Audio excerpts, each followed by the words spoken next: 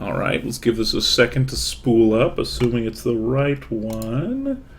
Looks right. Yes, the intro, great. And let's go here, and we'll go like that. And while we wait for people, give it a second.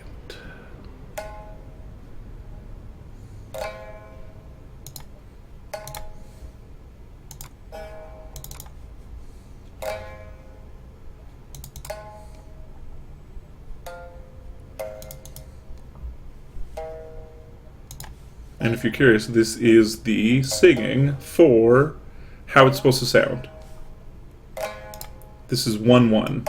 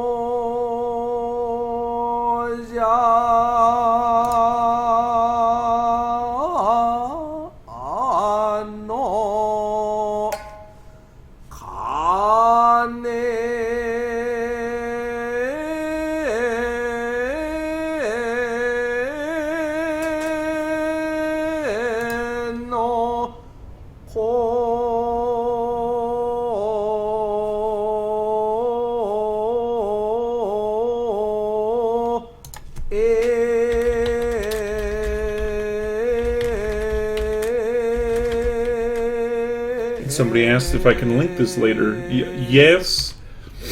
We'll talk about who this is and which recording this is today. Alright. So for the uninitiated, this is the blind Buddhist monk singing the tale of the Heike. 1-1 introduction. And he's about one line in. Alright, so we're going to actually watch him. I have the DVD of that man's face. So we will actually watch a little bit of him a little bit later. But what was that? What are you listening to? Well, welcome to Tale of the Heike, everybody. This is not the book we're using, by the way. It's a different cover. But that little intro was Imai Tsutomu. He's actually mentioned in the introduction. Royal Tyler mentions him in the introduction of our book. He was the last living Biwa Hoshi, the Biwa monk, who wandered around Japan singing Heike tales until the 1990s. And I think he's the last one of the original tradition. There's other strands of it, but this was the original. So, what are we doing here? What is the Tale of Heike? Why did I pick it? How does it connect to the Three Kingdoms and the Pillow Book, right? Like, what's this network we're dealing with? Well, let's get into it a little bit. Alright.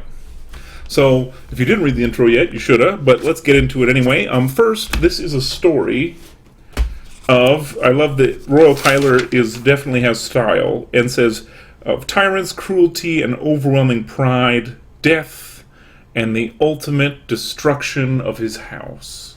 And if you didn't read 1-1 yet, that's part of it. We'll get into that, the kind of introduction of what this is. So this is, again, another epic, right?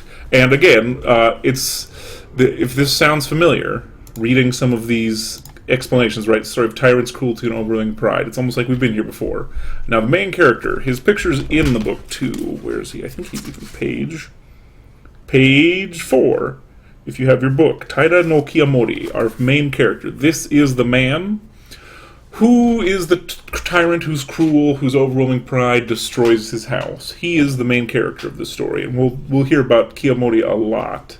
Now, like we learned in Pillow Book, Japanese imperial naming conventions are really elaborate. I cannot understate how elaborate they are, and this is another case of that. Heike, the name of the book, right? Tale of the Heike. Heike is another way to say the House of Taira.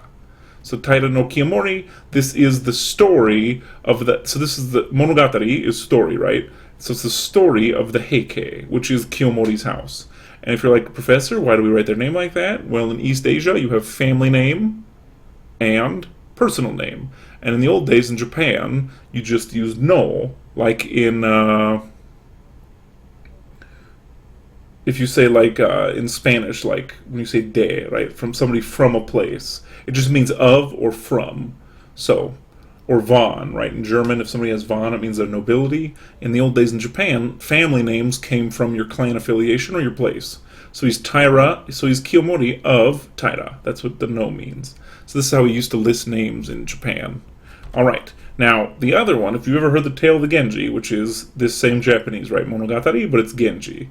The Genji is the house of Minamoto, and these are the two rivals of this story, and we're gonna hear a lot about them. So sometimes you hear Taira or Minamoto, sometimes you hear Heike Genji. It's good now to just, in your mind, mix these together, because same and same. And the whole book, these two clans are going to be clashing a lot. So it's good to kind of learn that. Now, the leader of the rival house is Minamoto Yoritomo. He is Kiyomori's rival. Now, we don't see him early in the book very much, but by the end, he's one of the main characters. All right. And now, just like Three Kingdoms, this, generally speaking, matches the history of this time period. So where the Three Kingdoms, Romance of the Three Kingdoms is a later fictionalization. This, we'll get into where the authorship is. This is a almost concurrent oral tradition and written tradition. So we'll get into that. But it's a historical event too. So again, this class is ostentatiously a history class, and this is where we get a lot of it. Now, it's hugely influential over the last 800 years in Japanese history. That's why we pick it. I've heard Tale of the Heike be compared to like Japanese Shakespeare, right? It's that kind of influence. It's a major social, cultural event that's influenced a lot of Japanese art and literature and characterization. People know that Heike Genji fight, even if they've never read the book. Although, from my spies tell me that a vast majority of Japanese are at least forced to read parts of the Tale of the Heike. All right. Now, we're going to get into Buddhist, kind of our third approach for the class, where we're going to be adding a new approach. We're also going to start talking about Buddhism a bit. And by a bit, I mean a lot. And awareness of transcendence. Now, we're going to go over 1.1, the intro to the book. And by the way, this is how you do the notation. I guess any Christians here will understand what this means, right? Book, chapter. So, chapter 1, book 1. So, I'm going to read just the beginning. And it's the Jetavana temple bells ring the passing of all things.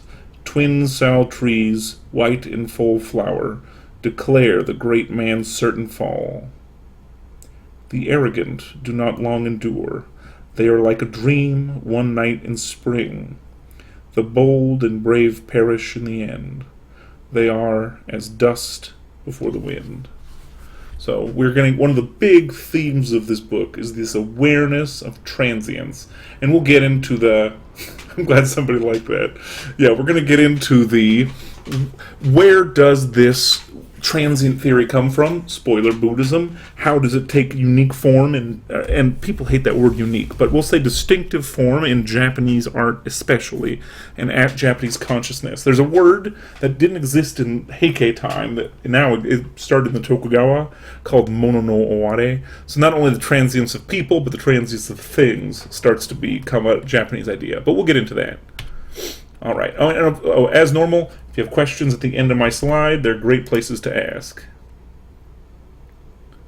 And somebody made a joke, which I will read, though. Heike is like Shakespeare forced upon the young. Yes, I will tell you, though, the secret I learned growing up. Part of education's job is to force the young to read things they should read but never would. That would be the best education would be, where you're forced to read actually great books, not horrible books. The problem nowadays, I think, is we're forcing people to read really bad books. I will let you figure out what books you were forced to read that were horrible. All right. Authorship and text. So, okay, and by the way, they didn't have cameras 800 years ago. This is a simulated procession. Although, in fact, people still dress like this. There's this weird, most of us are in Asian studies, and there's this push to be like, how could I say it? Any generalization is wrong. But that's, if you've never been to Japan, that's of course not true. So what I mean is, there's times when Japanese people still dress up in traditional clothes, like the whole summer, or festivals, right? Everybody's not always wearing a Western suit. So you can still see traditional clothes and traditional ceremonies in Japan. If you don't believe me, watch the enthronement of the emperor this year. It is almost unchanged since the time of the Heike. It's basically the same ceremony.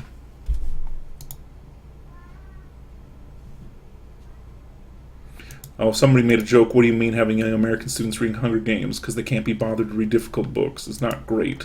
Yeah, you got it. This student who said that, yes, the sarcasm, I hear you.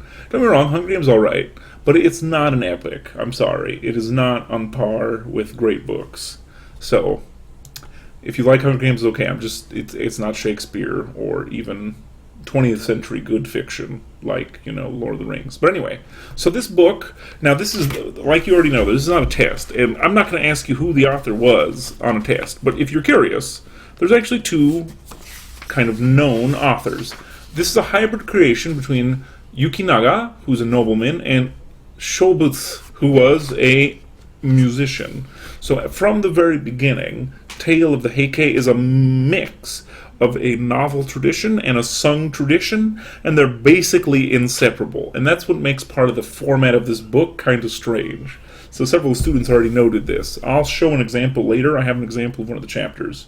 But it's a melded tradition, and neither one didn't actually grow out of the other. They grew together. So there is an authorized text of this that is just prose, aka a novelization. And there's another, and as Royal Tyler argues, a more authentic one, and what he means is it's more edited. The more edited version, which is the one we're reading, is the sung version. So we're reading the sung one. He argues that it cuts out all the fat.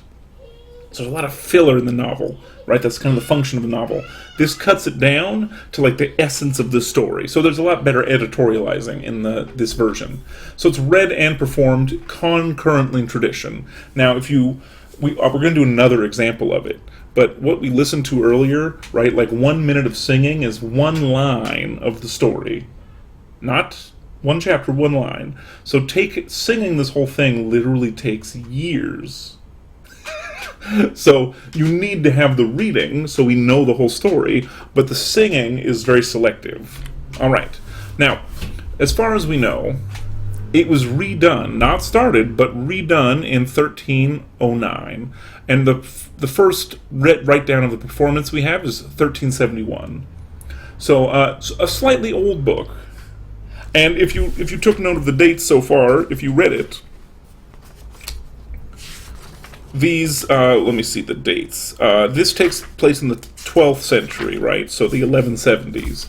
So it's about 150 years after the time of the story. So there's for sure earlier sources of both oral and written tradition. We just don't know for sure. All right. Now, this text he picked, he's at least honest enough to tell us this. It's one of a selection of many. If you read the intro, he gives a lot of the elaborate kind of selection mechanisms, like why did he pick this specific text? And it's interesting, right? He picks it for various reasons, both because he seems to like the version. I'm trying to think. It's an inspired version that he felt had the best editorializing, and probably was the most beautiful in Japanese too.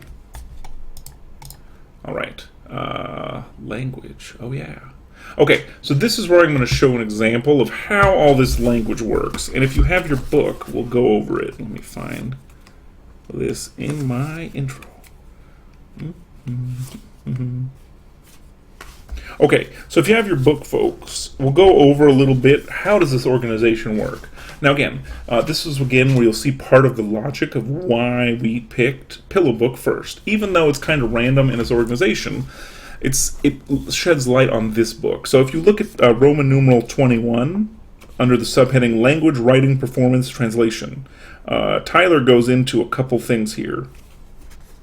Specifically, he goes into a couple things we've already heard of. For example, waka, which, if you don't remember, it's literally a Japanese poem. Wa is Japanese things, ka is poetry. So in Japanese, poetry is very specific. So he makes a point, like in ancient Greek, there was a binary between prose and verse, right? So that's prose is just, oh yeah, here we go. So prose versus verse is the Western setup. So prose is just like a novel, right? And verse is where you have any kind of meter, right? A chant or a song or rhyme. But in Japanese, it's more complicated. And he compares this to Homer a little bit, where Homer was sung, and we have no idea how it was sung, so now it's just read. Now, this one is very interesting. It's not just sung. It's or not just read. So it's performed on a biwa. If you don't know what a biwa is, I'm literally going to show you. And by a guy called a biwa hoshi, which just means a biwa monk. And these performers still exist. Or correction, they still exist. Only the blind ones are the ones that have gone. The last one has left this earth. And if he's a monk and you're a Buddhist, you could say, hopefully in paradise, but I'm not a bodhisattva, so I cannot check for you. Okay, did I put this in here? Oh, I did. Great. And before we do a sample, I want to show y'all something. Here we go. Oh, yeah. So this translation is inspired by these performances. He wanted to pick the one that showed the best tradition. And somebody literally wrote the waka in the chat. Thank you, Jonathan. Yes. So it's literally the Chinese for Japanese and then song or poem. Yep. So this book, there's 3 subdivisions in the text, which we'll go into right now. Okay. There's speech, recitation, and song / poems. So there's actually 4. So I'm going to show you a sample before we listen or we actually watch a song. Okay, where is that page? Here we go. This page we're not going to do yet, but I'm just going to show you for demonstration's sake. So this is from Book 1, page 20, if you have your book. But you can always look later. So if you look at the indentation tells you what it is. So indentation 1, see here? Indentation 1 is regular, just prose. So this is spoken. If we're talking about this is being performed in an act. So, oop, there it goes again. It went away. I lost it. There we go. Yeah. So this is regular speech. He's just saying it. This next one is what is called recitation, which that's the next indent in. So imagine this one is chanted, and I'll find us a chant example for next week. I think I have one now, but it might take me a little while to find it. The third indent is song. So look here. Song or poetry. What's the difference? Well, if it's in italics, it's a waka, which is a Japanese poem. So that's poetry, and if it's in plain text, that means it's a song. So, for example, we just listened, if you have your books, we just listened to 1-1, right? And I'll play a little bit of it again just to show you the example. But that, and your book even says song, right? And this is what we were listening to, just to remind you. Right, we'll do in media res, we'll join it again.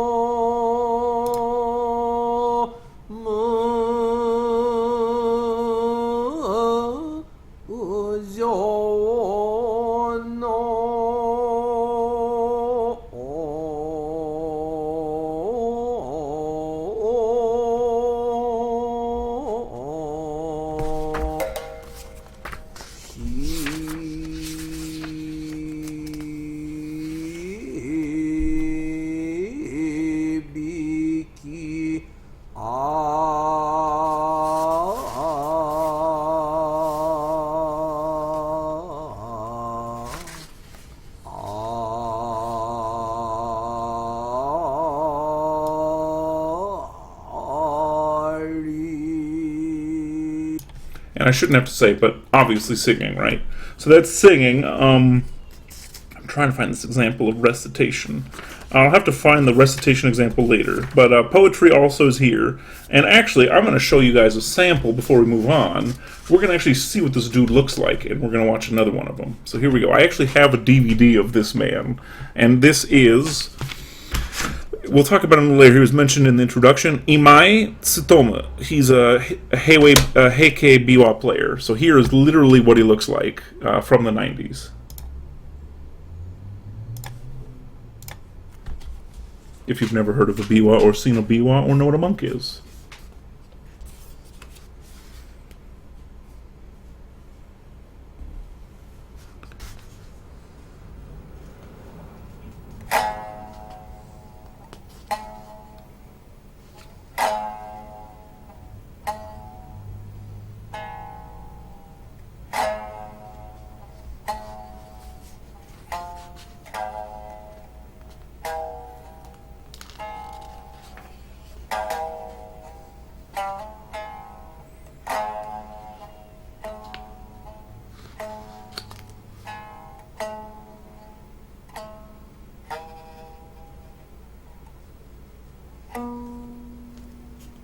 Sakura wa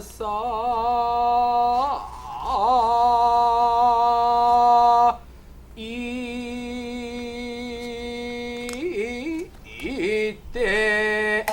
shichi kanichi ni chiru wo nangori wo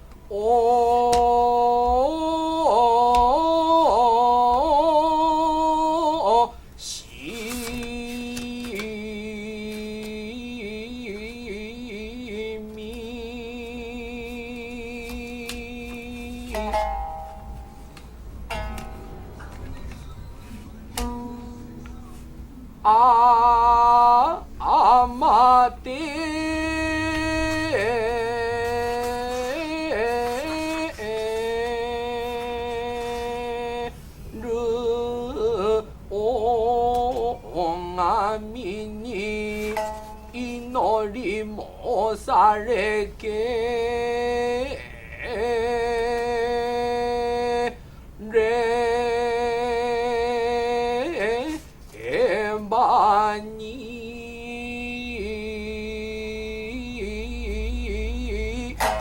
ya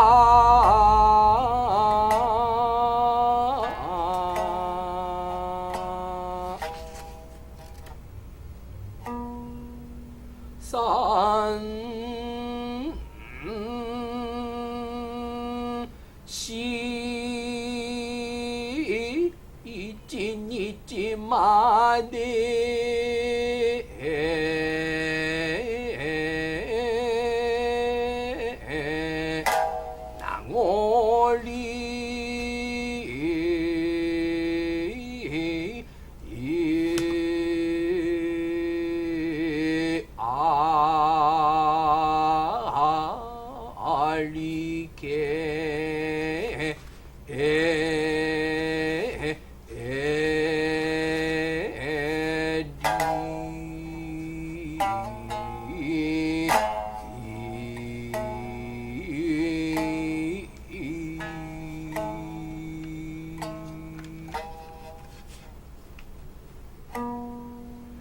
君も剣のにて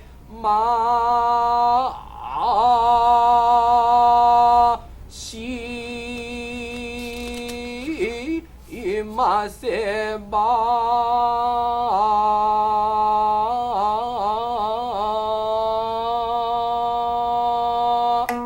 しもし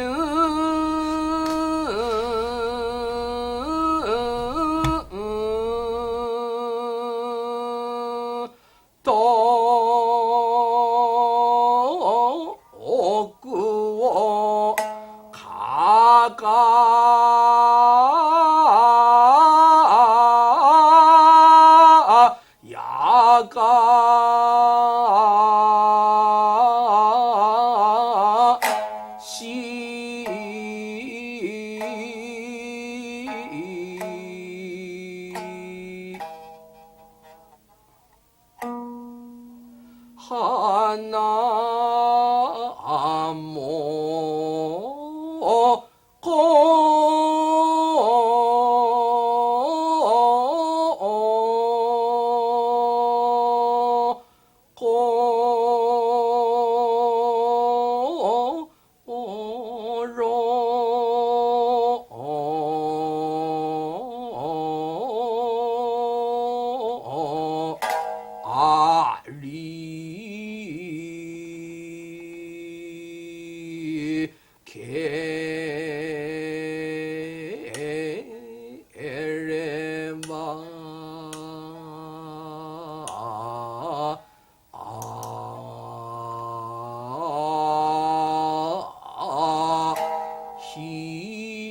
さし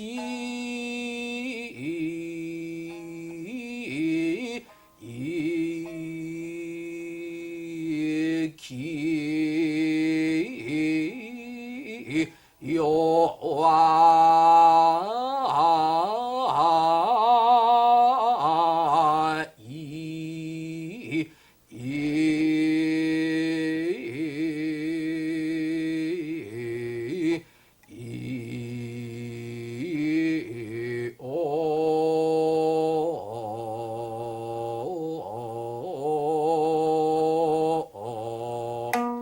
たもちけ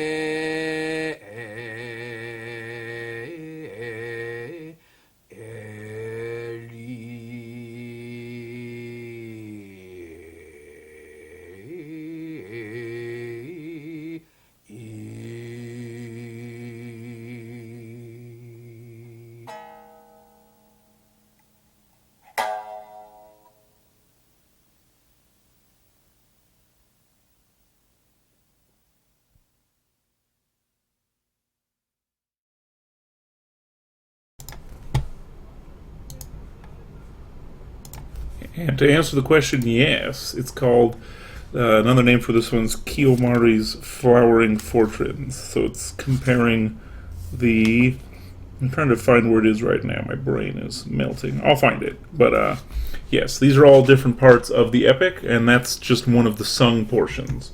So to give you a little taste, why not interrupt him? The musician in me can't do it. You got to let him finish. Otherwise, it's just rude. I already interrupted him once.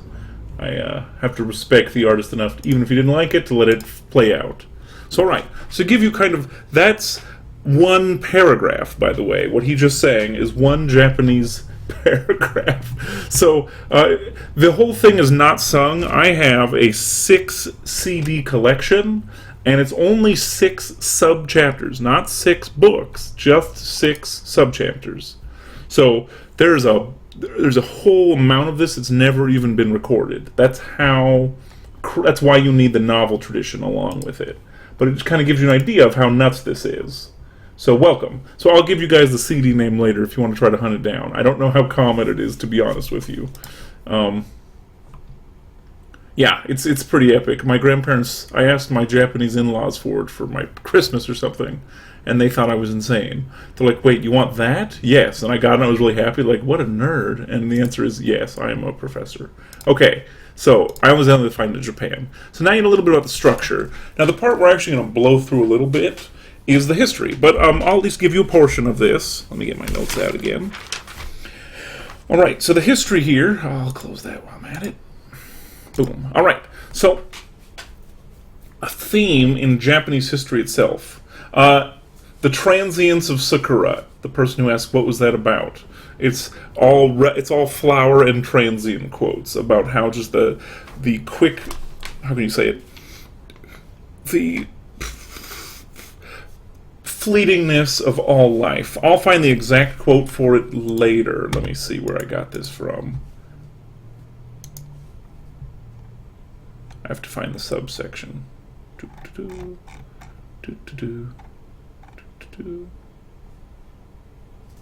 Yeah, this one's from a subsection called Kiyomori's Flowering Fortunes. So it's kind of about his, what would you call it? It's about his, kind of what he's struggling with. I'll find the subsection later. The translation I have has a different chapter title, so I have to go dig around it a little bit. Okay, let's keep going. I lost my place already. Good job. Oh, there we go. Great. So, okay. So, big theme of this book and of this time period. So, don't worry what the Hogan and the Heiji is. They're two previous uprisings. But there's a big theme here of tradition of the throne fighting against insurrection and rebellion as a justification for action. So, basically, people will claim all kinds of things in Japanese history as from this time period onward, saying, hey, I'm defending the throne, so I can do these horrible or good things. And Heike and the Genji are both powerful warrior houses. So if you're going to ask, why are books named after them and why should I care? This is the why. So they're both epic warrior houses, both fighting for things. Man, my brain is melting. But again, these are Oh, here we go. Yep. So the whole point of this is that these are giant warrior houses fighting, both claiming to protect the throne. If you've ever done later Imperial Japan or modern Japan, this is also where you start to see this trend come back.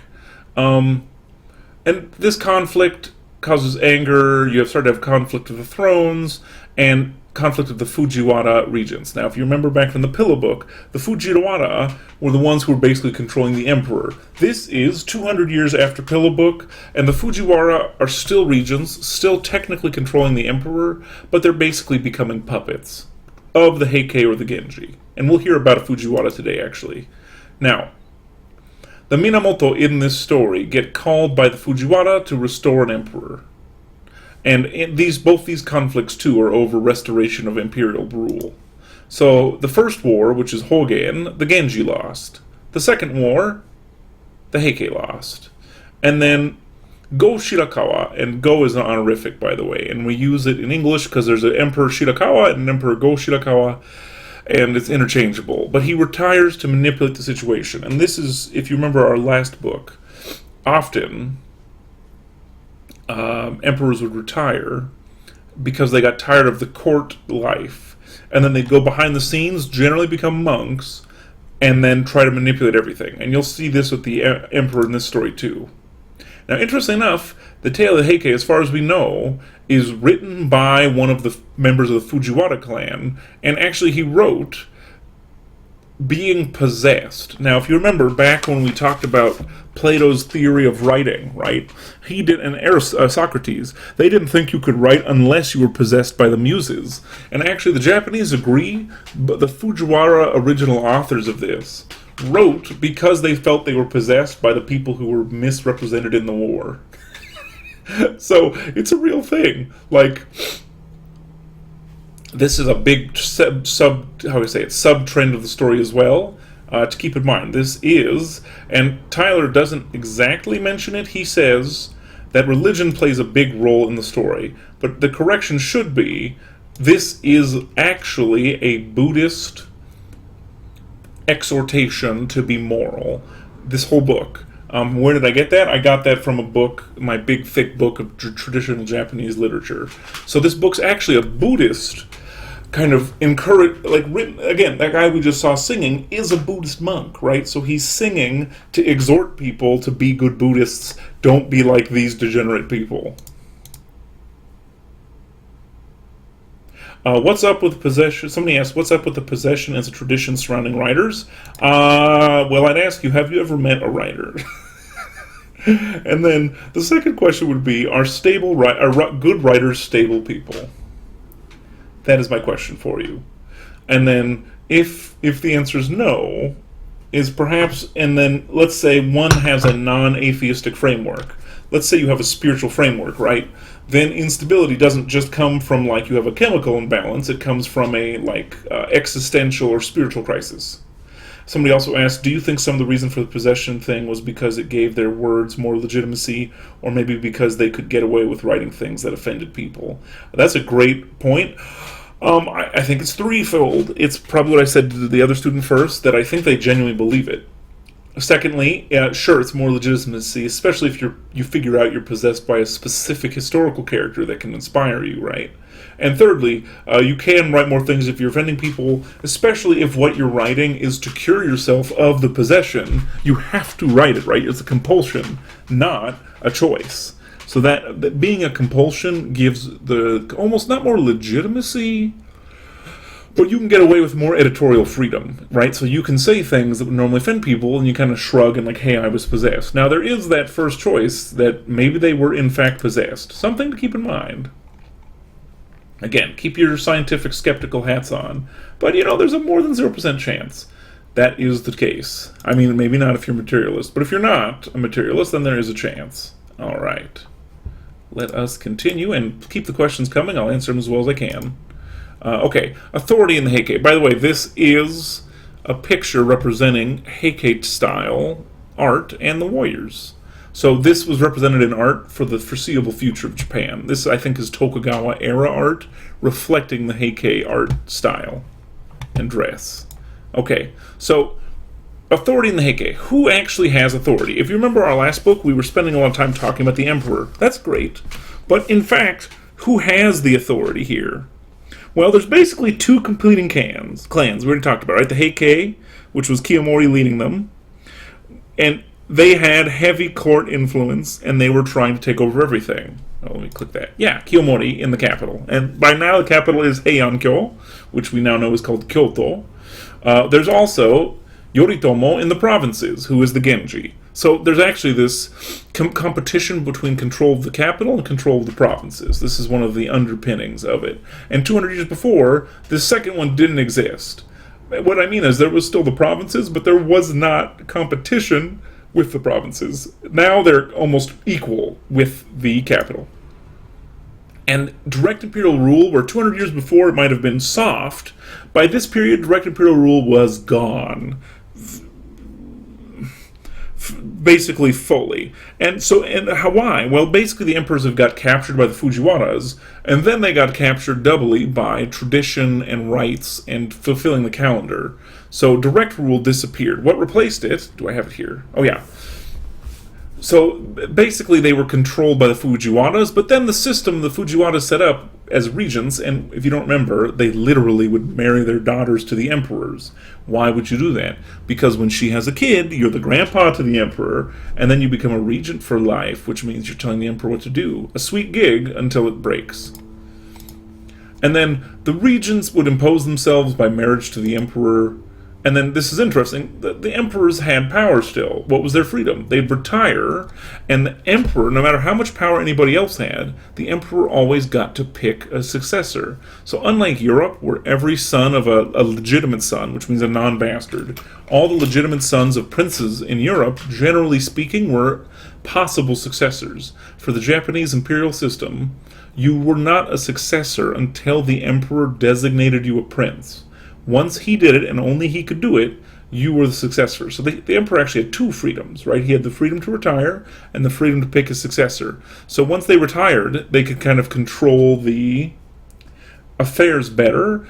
In addition, they could, if you picked the right son, you could manipulate your son too. So you still had power.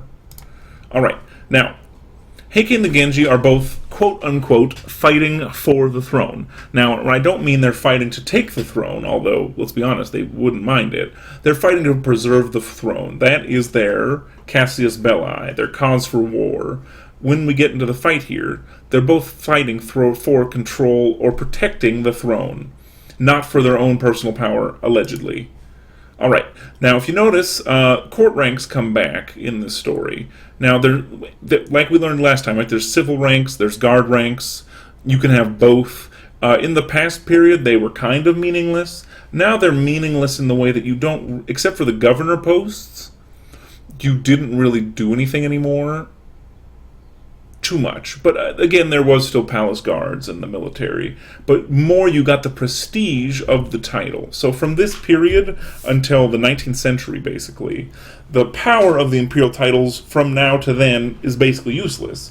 Except for the historical prestige, the title, it raises your rank and, your standing. So there is still like a glory/honor metric, free of does it give you an income or power, if this makes sense. And for looking up the court ranks, this book almost completely skips explanation. Again, it's why we have Pillow Book. All the court ranks, like what's the Privy Council, that's all in Pillow Book. So take a look. If you don't remember, it's all still there. All right. Religion in the Heike. And if you're curious, this is from one of the Buddhas. That's the main Buddha and the secondary Buddha. This is from one of the temples that we're going to talk about today. So religion in the Heike. So first, to quote Tyler, religious institutions play a major role in the tale, and that's actually understating it. This is a Buddhist educational epic. It's specifically a moral story from a Buddhist perspective. So, and this is interesting too. Nature deities in this are seen as tangible manifestations of the Buddha. If your Buddhology is weak, it's because in Mahayana Buddhism, basically, every sentient being has a Buddha-ness, which means they are like accessing parts of the Buddha. This includes all spiritual beings. So in a place like Japan that has a lot of traditional gods that are nature spirits, Buddhism is able to absorb them without them changing their character fundamentally. And we'll talk about the details of Shinto, which is the Japanese nature religion, more on the next page. Now, there's a lot of religious references in this story, and I'm going to give you a couple of big ones. So, for example, there will have a lot of references to the mountain, aka Mount Heike, aka the main place for Tendai Buddhism in Kyoto. Now, if you don't remember Tendai, Tendai was the kind of Buddhist the Pillow Book people were. So they're called Pure Land Buddhists. And if you don't remember the details, I'll give you some more. They focus on the Lotus Sutra and the Amida Buddha. And we'll give you some details on the next slide, who the Amida Buddha is more. So you chant the name of the Amida Buddha. I have the chant somewhere on this slide. I added it. And it's the Buddha of Grace. And basically everybody refers to chanting the name in the story with a capital N. This is what they're referring to. A lot of warriors will specifically refer to the Amida Buddha right before death. So basically, there's this idea in this form of Buddhism that the Amida Buddha will intercede for you, and through grace, you can be saved from all the cycle and go to paradise. Okay, now there's other branches of Buddhism. There's also in Mount Koya, and this one's Shingon Buddhism. And then we get this huge difference, let me find it here, between esoteric and exoteric. If you've never heard these, can I give you an example? Yes, let's see. Page 30. Let me get my example. Roman numeral 30. All right.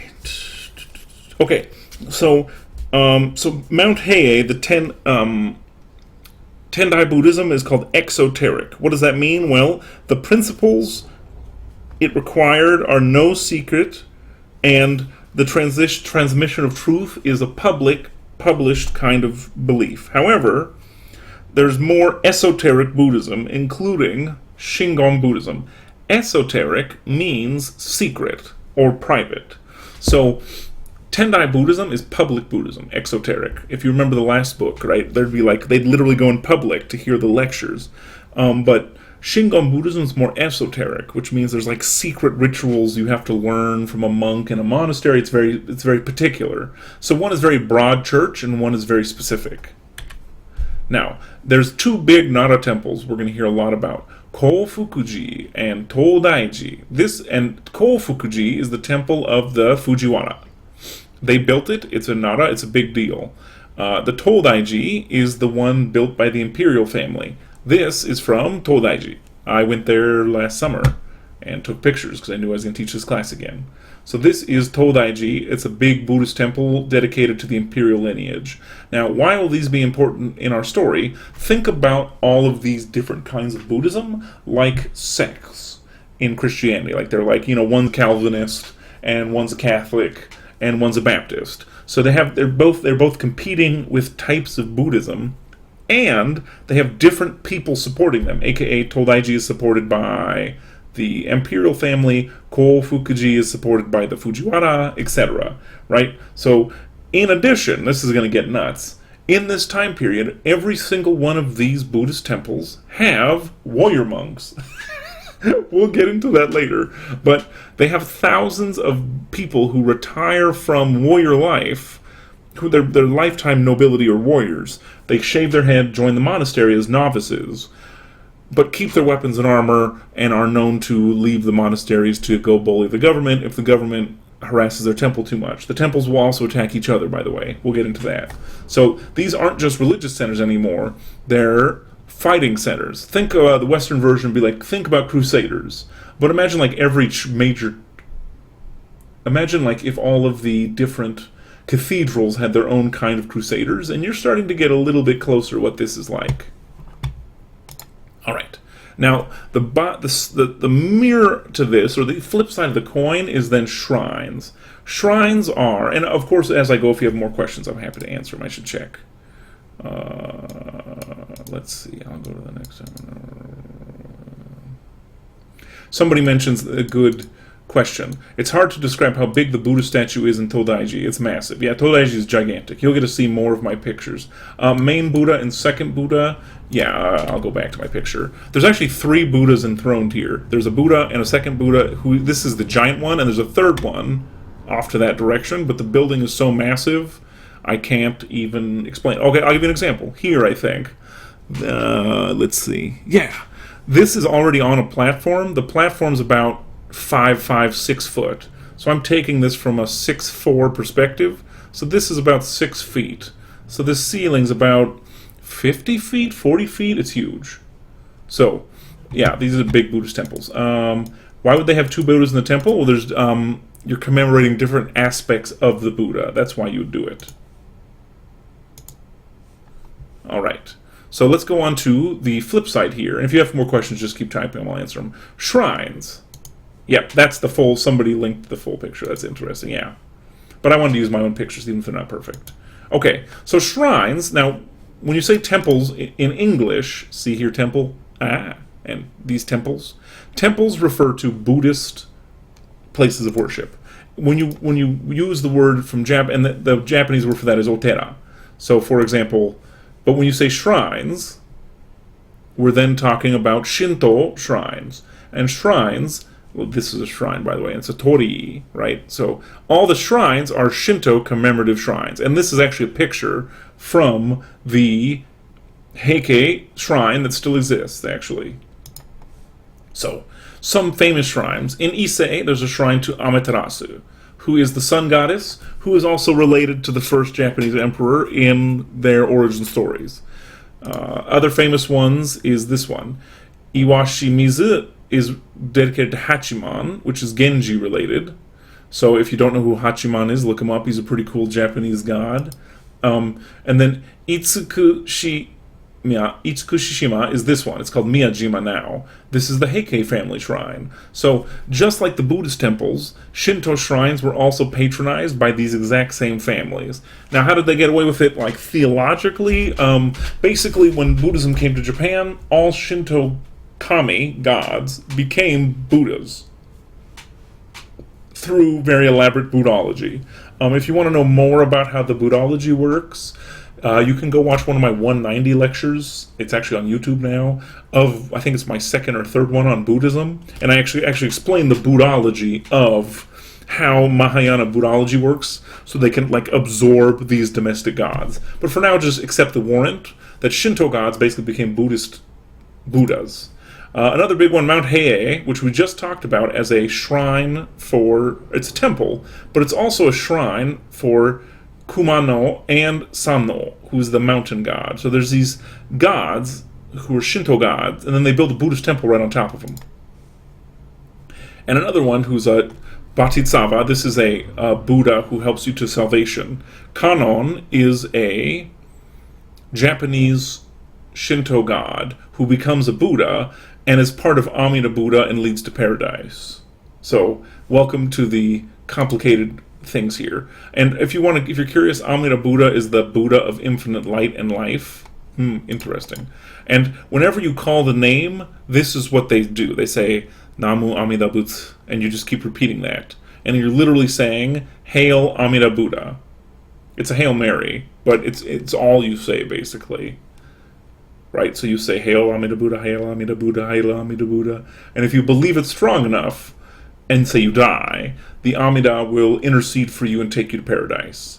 So, this is a very, especially this time period, it's in the medieval period in Japan, it's very interrelated between Shinto and Buddhism. But this story is primarily, they're focusing on the Buddhist aspect of the Shinto gods. They don't really look at Shinto as its own thing. So, just keep that in mind, but it's good to know these all exist, because we're going to talk about these places for the next 3 weeks a bunch. All right. Any questions so far? And my mic's still working. Great. That's all I care about. All right. We'll keep going real quick. Some of this, the rest of the chapter, I'm not that worried about. They They talk about some important places. We've already heard of the capital, right? Heian-kyo or Kyoto. They talk about the provinces and how they're still considered countryside but becoming more important.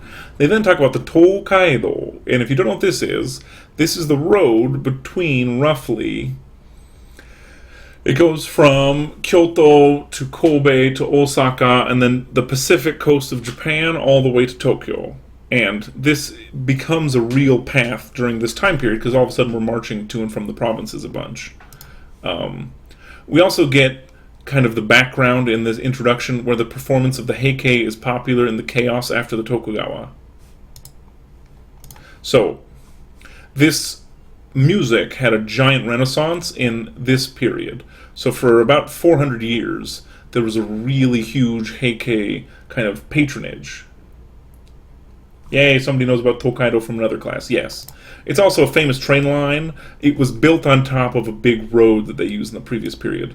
So people who chant the name, this is a question, were the type of Buddhists that believe you could go straight after dying without becoming a monk. Yes. So Amida Buddhists believe a normal person can make it. Not only that, they believed that warriors could make it, right? You'd think their karma would be bad and they can't go. Not so for Amida Buddha. He is the Buddha of grace.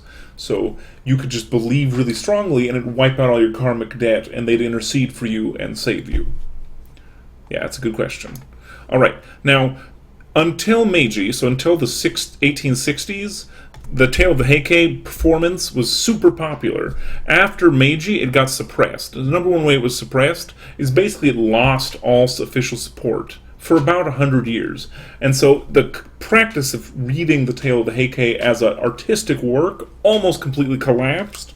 And only really in the last 30 years or so, there's been a kind of a movement to preserve what's left of the tradition. So it suffered in the last 150 years in the modernization of Japan. There are some still live practitioners. We listened to a guy who died, I think he died in the 90s, but there are still other schools of this who aren't the blind monks who still actively practice. And there's a little comment here on how time works. Who saved the tradition and why is a question. Mostly just, the government's like Ministry of Culture started to just like stop disliking all old things all the time. Because basically the period before modern Japan, all the traditions were preserved really well. And then after that, when they started to modernize, they started to say, like, old is bad. So for about 50 years, all the traditional practices were underutilized, but they managed to hold on. And then I would say, like, post-World War II, the Japanese have slowly started to reclaim a lot of their lost traditions. Although nowadays they're starting to bitch again that young people just don't care. But to be honest, they just didn't have a lot of kids, so it's kind of their own fault. And the funny part nowadays, there's more foreigners, like, I guess you could say like me, who know more about some of this than Japanese people do. Like, one of the best shamisen players right now is like a ginger guy from Riverside County. Just because he really wanted to learn it. And so he became a really good traditional shamisen player who got the traditional certifications and everything. So the funny part is kind of foreign nerds are doing their part to kind of save these traditions too, which is interesting. Now, there is a quick note here. I'm skipping time because we already talked about time with our last book, just how it works. The only note I would note on time is there's a lot of Nengo, which we talked about a little bit in the last one, but are very common here. Nengo are era names, and in the new eras, the era names are always correlated, and the book mentions this on Roman numeral 35.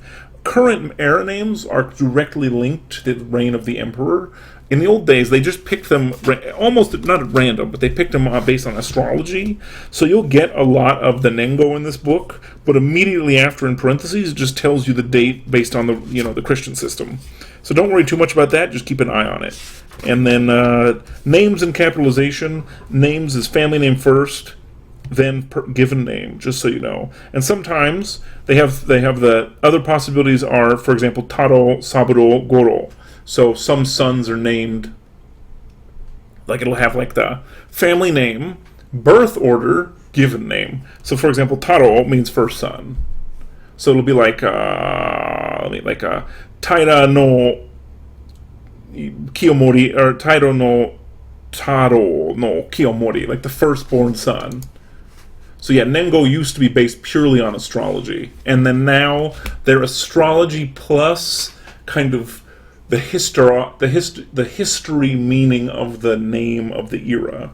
So there's a whole art form, which it comes from China, but let's be honest, the Chinese burned that ship, except for Taiwan. But there used to be a whole art and science to picking age names for the emperor, and the Japanese are the ones who still do it.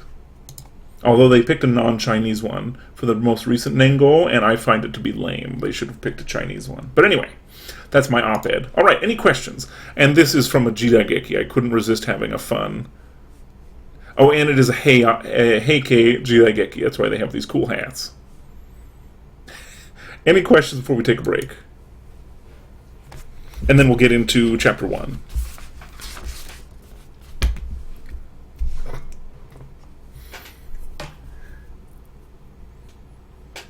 I see some questions. Somebody says, Pillow Book was a nice break from all the names, but now there's an index again. Yes.